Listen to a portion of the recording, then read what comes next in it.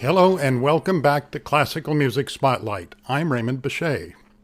That opening music was the very opening of Robert Schumann's First Symphony. And in today's podcast, I'm delighted to have for you an interview with Marin Alsop, the chief conductor of the ORF Vienna Radio Symphony, as she talks about her new recordings of the four Schumann symphonies as re-orchestrated by Gustav Mahler. That conversation in a minute. First, here's a bit more of that opening music.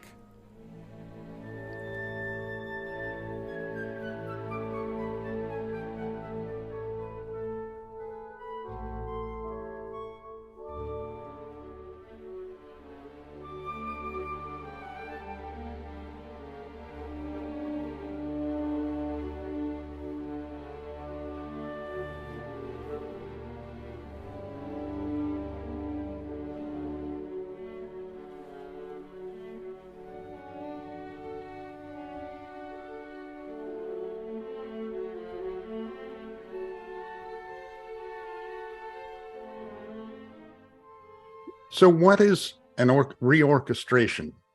It sounds like it could be a potentially dangerous operation.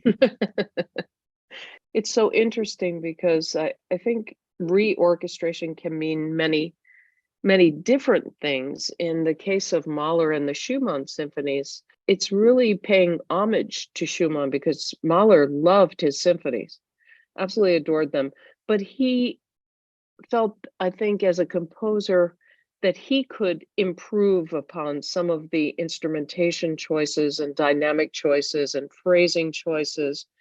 And so he takes these symphonies, and in some ways, what he does shows us his interpretive take on these symphonies, depending on where he edits the dynamics or rebalances things. And when I first started on this project, I thought, oh, well, I'll just take my regular Schumann score and just add the things that Mahler changed. But then there's so many teeny little things, like over thousands of things in each symphony that he changed. But I think he doesn't really change the essence of the symphonies. But I've enjoyed this project because it's showing me one genius through the eyes of another genius. So you get different perspectives on what they were both thinking. It's cool.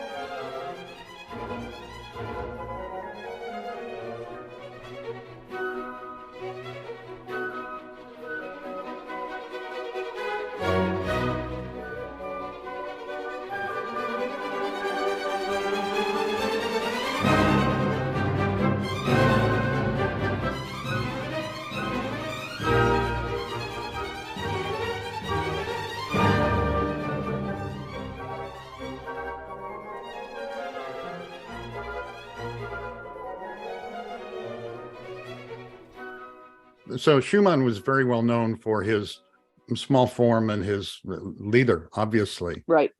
Did he not understand the orchestra, or was he taking a while to come to grips with it? I think there are a few different ways of looking at it. I think the Schumann symphonies are fantastic as they exist unto themselves, without any editing, without any reorchestrations. Of course, there was an inherent prejudice about Schumann's symphonies because he really hadn't written for orchestra much prior to writing these symphonies. So people come at it with a prejudice, I think, that, well, how could he really know what he was doing? But they're very distinctive. They have a perspective, a point of view, and I think they work beautifully. But of course, Mahler's looking at these symphonies from his vantage point. Mahler likes things heavier. He likes things more dense. Schumann, I think, has a more classical approach to things. And, Mahler wasn't adverse to tinkering with the Beethoven symphonies as well. He did Hmm. reorchestrations of many of those, but I believe it was more out of respect for these composers than a desire to change things. And I think it was from a conductor's standpoint, a composer's standpoint too, of course, but from his conducting standpoint, this is the way he looked at presenting these pieces. I don't think there's anything that requires tinkering with in terms of the original Schumann orchestrations.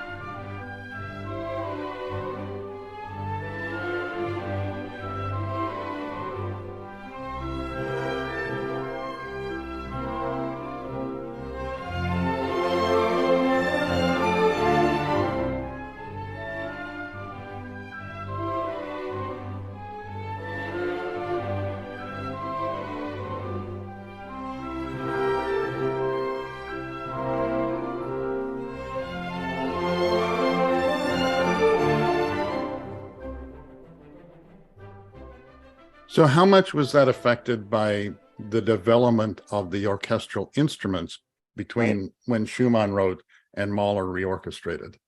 There certainly is a growth in the size of audiences, in the venues that the orchestras are performing in. Of course, the instruments are developing. I mean, when we go from Beethoven's time just, into the Romantic era, we have huge developments with all the brass instruments. I mean, in terms of their chromatic ability, and their projection becomes much greater. Same with the string instruments, everything's more tightly wound. And Hmm. so their projection is much stronger. So I do think that we're kind of things are going into turbo mode as Mahler enters the picture. And of course, Mahler, he revved it up, beyond belief, pretty Hmm. much with his symphonies. And, in terms of all the orchestration, in terms of the length of the pieces, in terms of the scope of the pieces, he takes this idea of adding choir and, adds choir and soloists and then blah, blah, so for Mahler, I would say that more is always better.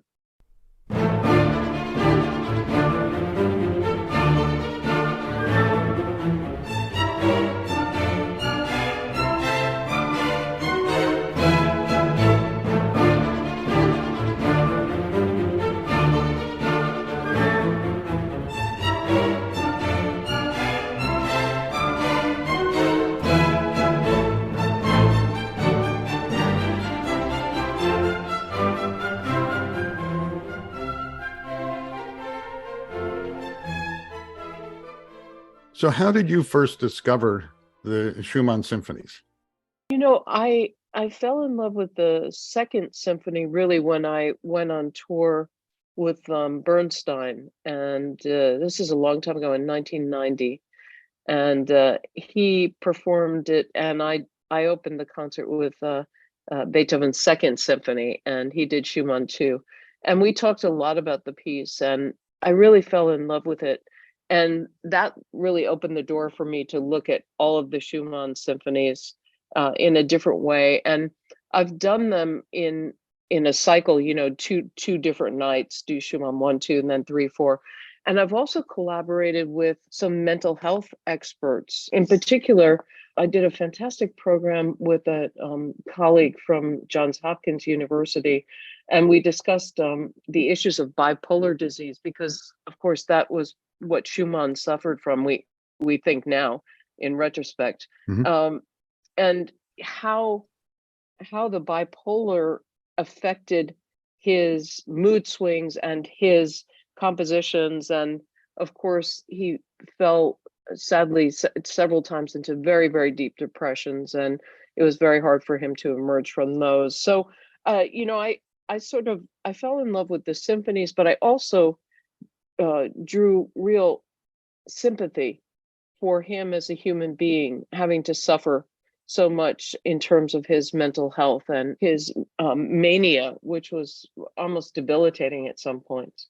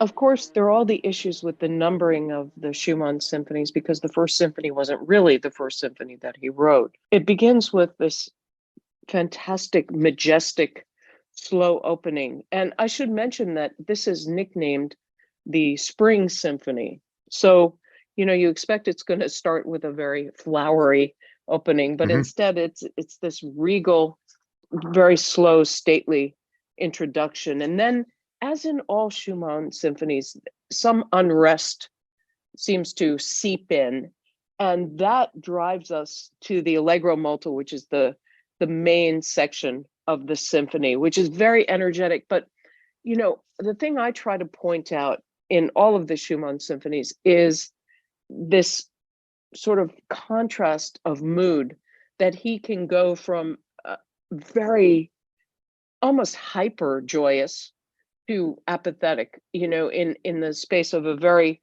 very short time. And we can hear that already in this symphony, the Spring Symphony.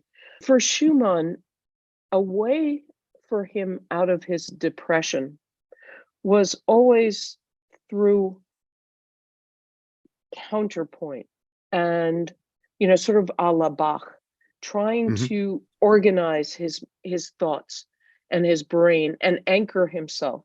And every symphony of his has some kind of fugal element at some point. So I always think, this is a way out. He's put a little bit of a ladder over the side of the boat, because he needs to climb down or climb up out of the depression. And we hear that, in every single one of his symphonies. Also, he loved these codes in a way. So he would take his name or Bach's name or Clara's name and turn them into little themes, hidden messages to everyone. And whenever you hear the descending fifth, that was for his wife, Clara, and that was her motive. And of course, that turns up in every symphony as well. Something that is also a hallmark, I think, of Robert Schumann, and of course it comes from his genius with song, is his melodic construction. And there's something about it that is very moving. He doesn't usually use very small intervals, although in the first symphony, the slow movement is not built on all of these leaps, but in the second symphony, it certainly is. The slow movement has these huge intervals, but there's a lot of ornamentation, which is really referring back, of course, to the Baroque era, and lots of kind of filigree, and that feels very Baroque to me. The scherzo in this symphony is really a la Beethoven. It comes right out of that mold. But Schumann likes to change things up always, and instead of one trio in many of his symphonies, he'll add another trio, which is a complete surprise. And I think that's, that's just a testament to how he was taking the form, but innovating as well and Hmm. thinking ahead. I especially like the coda in the scherzo because it's quite unusual to have a coda in a scherzo. And it's a transition from that movement into the next. So, Schumann's also thinking about the connecting points between the movements and creating almost a new type of form. And from that, we go to the finale, which begins again with this rather regal, slow introduction. And then again, manic joyousness comes back, which is, it's just kind of fun. And I think Schumann is able to really push the fun factor almost almost to the point of absurdity, because it's so active and so lively. But to perform, it's really a joy.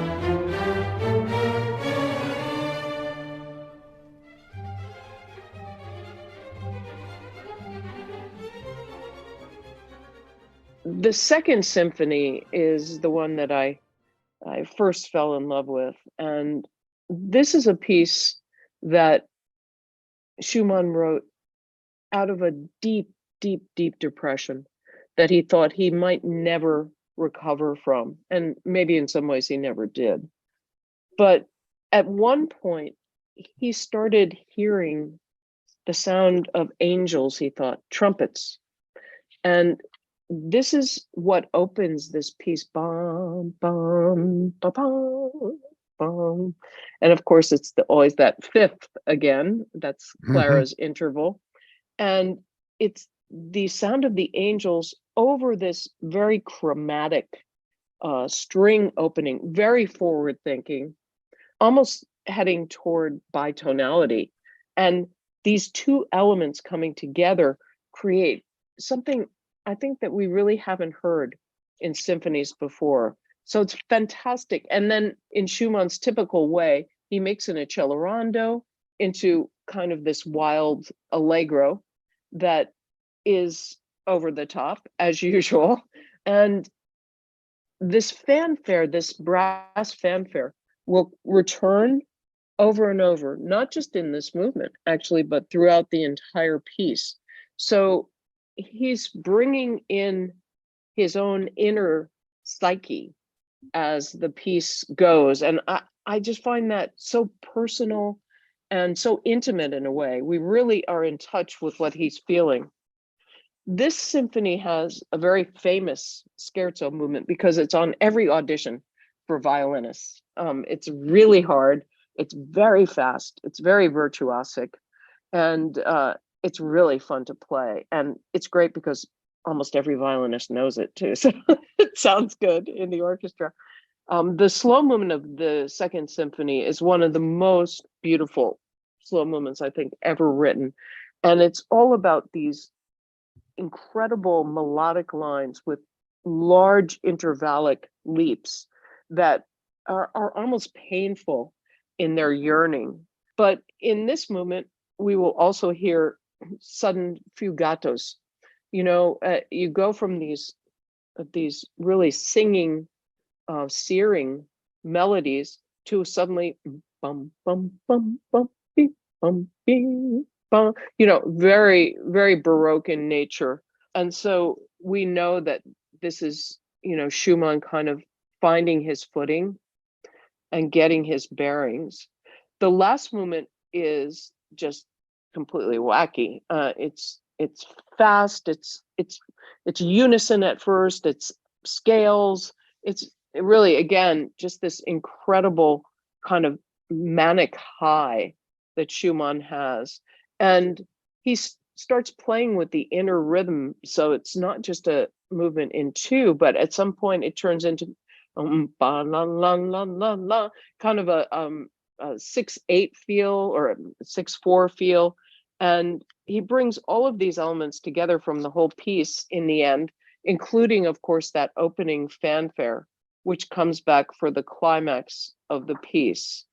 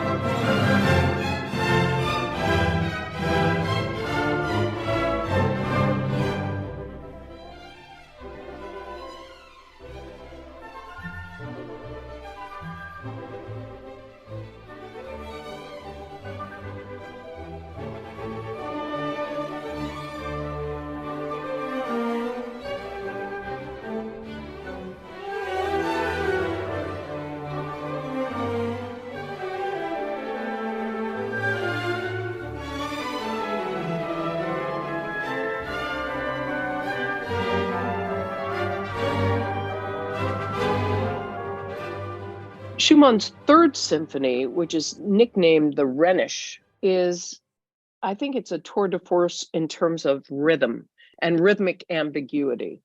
It begins ba ba ba ba ba ba ba. So it's the idea of a hemiola, which is really, it's not the rhythm you're in. It is changing the rhythm over the bar line. So, I mean, you don't really need to know what that is to feel it when you hear the opening of this symphony, but it gives it a propulsion and also a restless quality that could be very, very illustrative of the idea of this Rhenish experience. His location was important. His job was important. He was very influenced always by external things, and we find that very apparent in all of his symphonies, all of his compositions, as a matter of fact. But this piece for me is all about this rhythmic ambiguity, and perhaps it reflects his mental state, this sense of unease, and also the fact that he had to relocate and he lost this job, and things were never easy for Schumann. And yet then we go to the second movement of this symphony, the scherzo, and it's more like a Ländler, this kind of lumbering Germanic dance, and it's very happy. It's very sort of paternal in nature, which I love. And he goes back and forth, of course, as Schumann always does, between an incredibly contrapuntal alternating section and then this melody, which back and forth, and you can almost hear the peasants singing this out in the mountains, and it resonating over and over again. It's wonderful. The slow movement of this symphony is also, I think, very special and very intimate.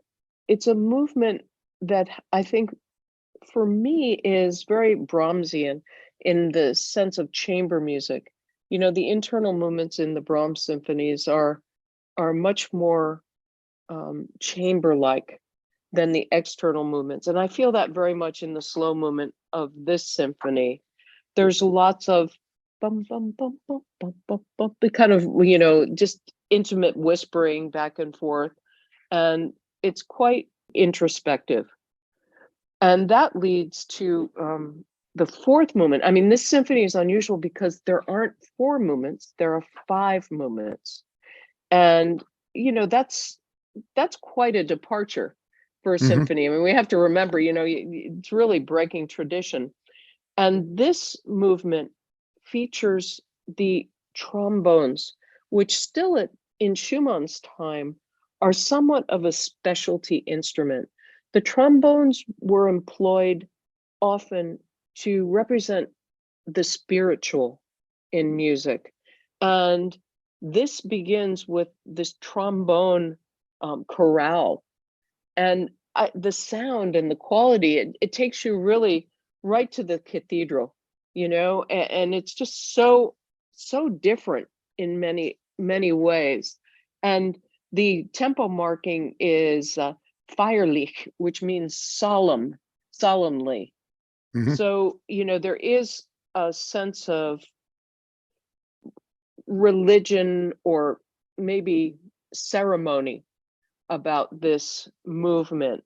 And of course, we always have the sense that it's leading somewhere and it keeps gathering momentum until the fifth movement sort of breaks out. And it's really a happy way for Schumann to wrap up this symphony. And I think we get a feeling again for Schumann's inner world that it was tumultuous. He could feel so deeply, so intimately, such profound emotion. And yet then suddenly he would be running and, almost uncontained in his joy. And that's what we definitely feel in this finale.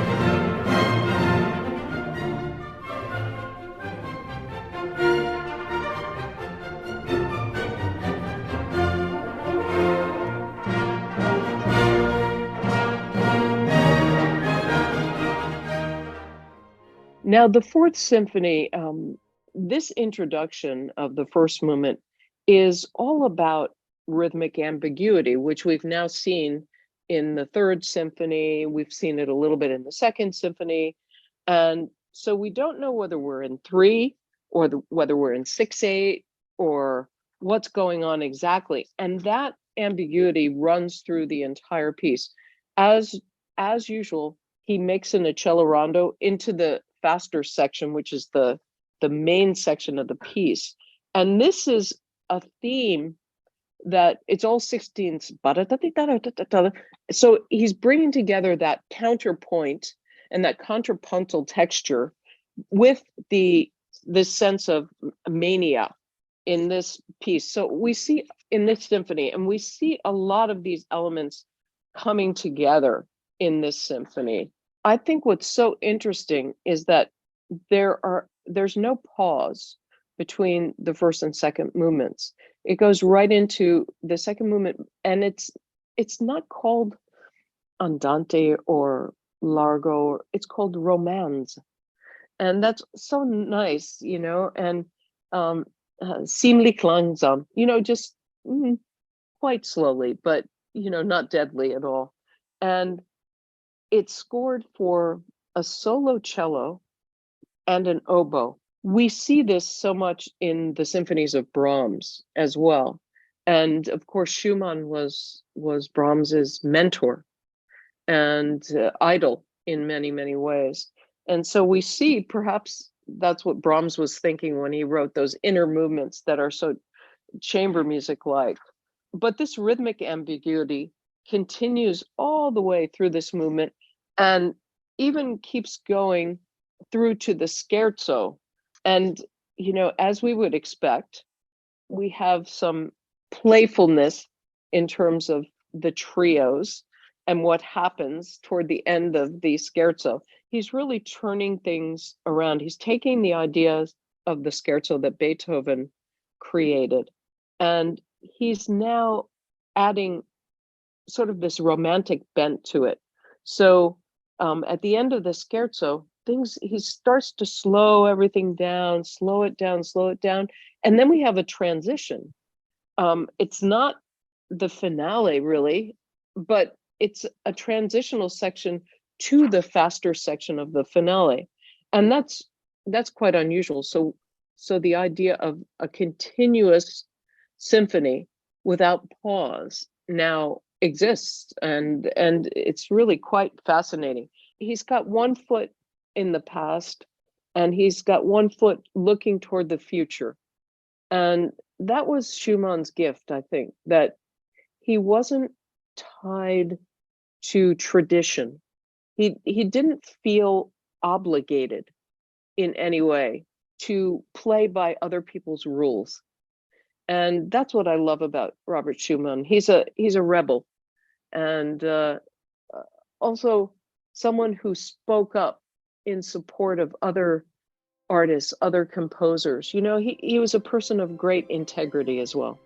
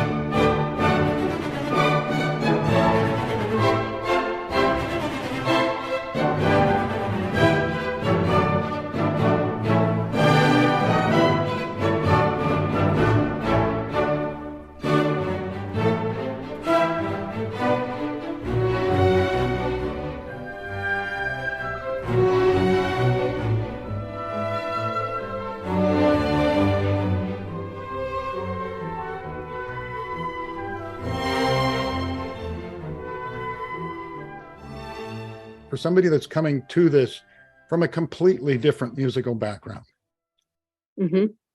what would you have them think about as they want to reimagine a piece of classical music?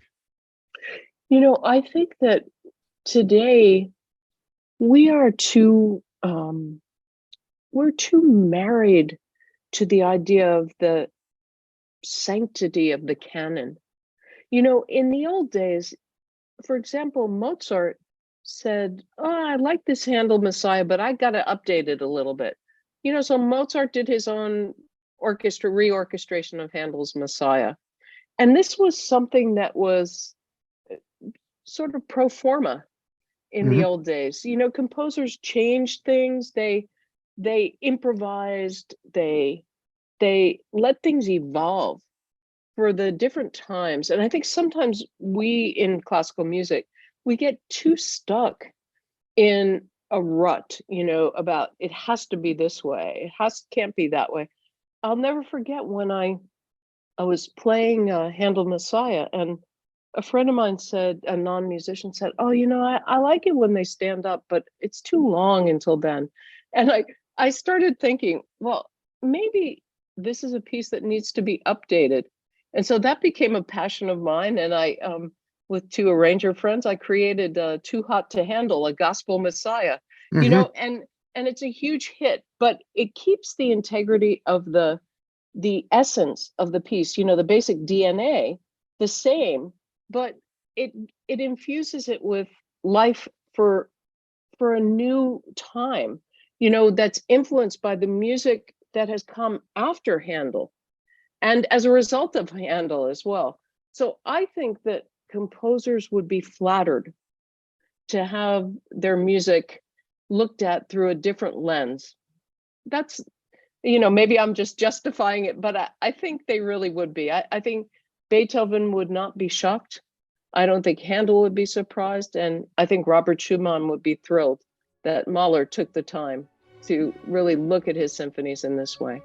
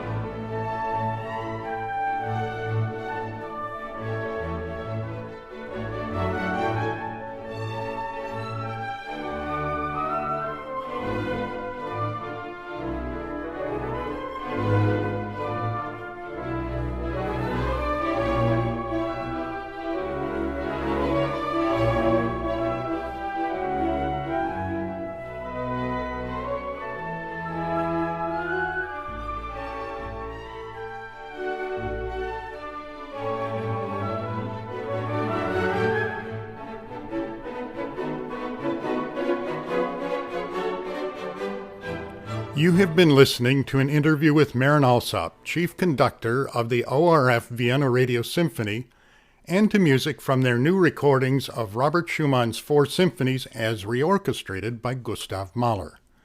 Both albums are now available. Symphonies number 1 and 2 are on Naxos catalog number 8.574429, and Symphonies number 3 and 4 are on Naxos catalog number 8.574430. My thanks to Marin Alsop for speaking with and sharing her thoughts with us about Robert Schumann and this great music. We will be back with more Naxos Classical Spotlight podcasts in the coming weeks. Until then, I am Raymond Bechet. Thanks for joining me. So long for now.